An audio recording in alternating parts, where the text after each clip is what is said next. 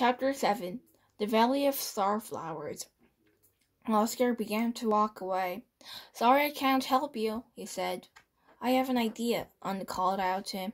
"If you come with us to help the flower dragons, then we'll help you find your father." Oscar stopped. "Really?" "Yes," Drake replied. "Worm can transport us to that castle in the blink of an eye. You won't have to walk there." "Can we go to Greystone first?" Oscar asked. Drake shook his head. "No, we must hurry to stop the monster." Oscar looked thoughtful. Then he nodded. "Okay, let's get going. The sooner we learn what this monster is all about, the sooner we will find my father." Drake took the dragonstone from his pocket and put it around Oscar's neck. "This will help you communicate with Wildroot. We will explain on the way." Wildroot hopped onto Worm's neck. "Wildroot will show me the way," Drake told Drake. "We'll take the lead." As they walked away from the village, Drake touched his dragonstone. "Did you see how my dragonstone just glowed, Oscar?" Drake asked. "The stone allows Dragon Masters and their dragons to understand each other. I can hear Worm's voice in my head. He can hear my voice too. Oscar, why don't you try communicate with Wildroot?" Anna suggested. Oscar looked down at his dragonstone. "Okay," he said. "Hey, Wildroot, why are you so small?" Anna glanced at Drake and shook her head. Oscar waited. "Not glowing. I think your magical stone picked the wrong boy for this little dragon." "Where does Wildroot feel any connection at all to Oscar?" Drake asked.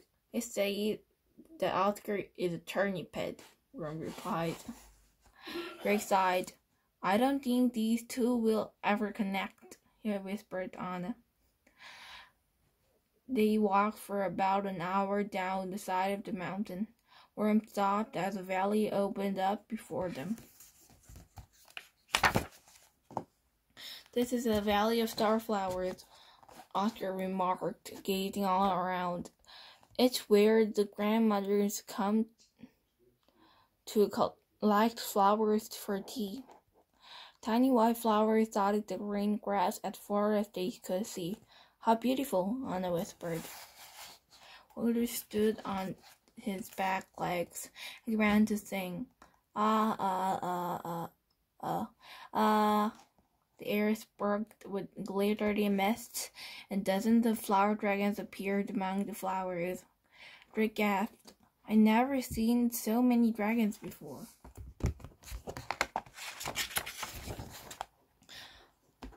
Chapter 8 Legend of the Werewolf. The flower dragons swarmed around the Dragon Masters and their dragons. They made excited chirping sounds. They seemed to be communicating with Wildroot. "Worm, why didn't we see the flower dragons at first?" Drake asked. Wildroot said the flower dragons released a special mist. The mist kept humans from seeing them. When Wildroot sang, the dragons stopped the illusion. "That is amazing power," Anna said. Even Oscar seemed impressed. "Yes, that is a pretty good trick." Drake heard Worm again. "The flower dragons get all their powers from drinking starflower nectar. These flowers and dragons are connected." As Drake repeated this news, a tiny creature flew up to the newcomers. Drake recognized her at first spirits of Wildroot had shown Worm. "Are you Bright-Eye?" he asked.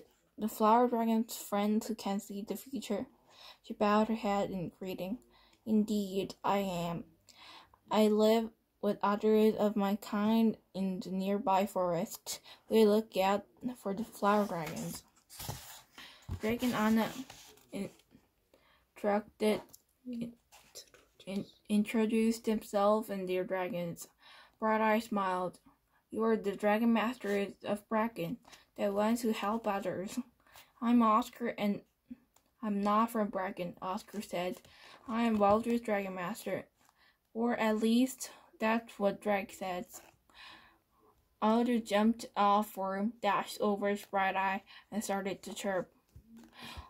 Wait, do you and the dragons understand one another? Drake asked for a spirit. Bright-Eye's golden eyes twinkled. When you are as old as I am, you understand many things. Walter told us you saw a vision of a red-eyed monster on his head, and that you need our help. The fairy nodded. I feared that the flower dragons and the people of the village are in great danger. Let us see where the monster is now. She produced a twig from her belt and moved it in circles. A ring of golden fairy dust formed in the air. Inside the glittering ring, an image of spooky caper appeared. Red glowing eyes peered from within. Then the creature let out an eerie howl. Drake shivered. I know that howl, Bright-Eye said. This monster is a werewolf. It will be here soon. She waved her hand in the fairy ring, and the image inside disappeared. I know what a werewolf is, but what's a werewolf? Oscar spoke up. Everyone in Steelberg knows about werewolves, he said. They are fierce, hungry monsters, much larger than wolves. A werewolf eats anything that moves. Yes, Bright-Eye said, but the werewolf is also a pure cursed creature. Wild berries called moonberries grow in the deepest part of the forest. Any creature that eats one will turn into a werewolf. Drake frowned. Is there a way to undo a werewolf curse? I'm not sure, Bright-Eye replied. Our parents teach us the rhyme about werewolves that could be helpful, Oscar added.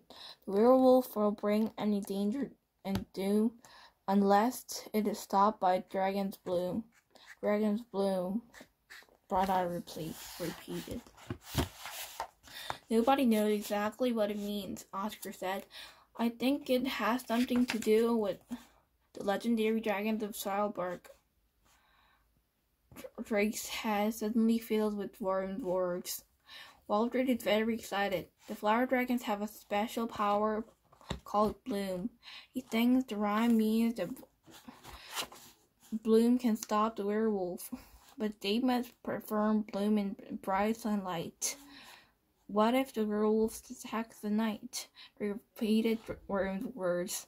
Then he said, the flower dragon's Bloom power might be the key to stopping the monster, but if the werewolf comes at night, we're doomed. Anna smiled and looked at Capri. Let's show them what you can do.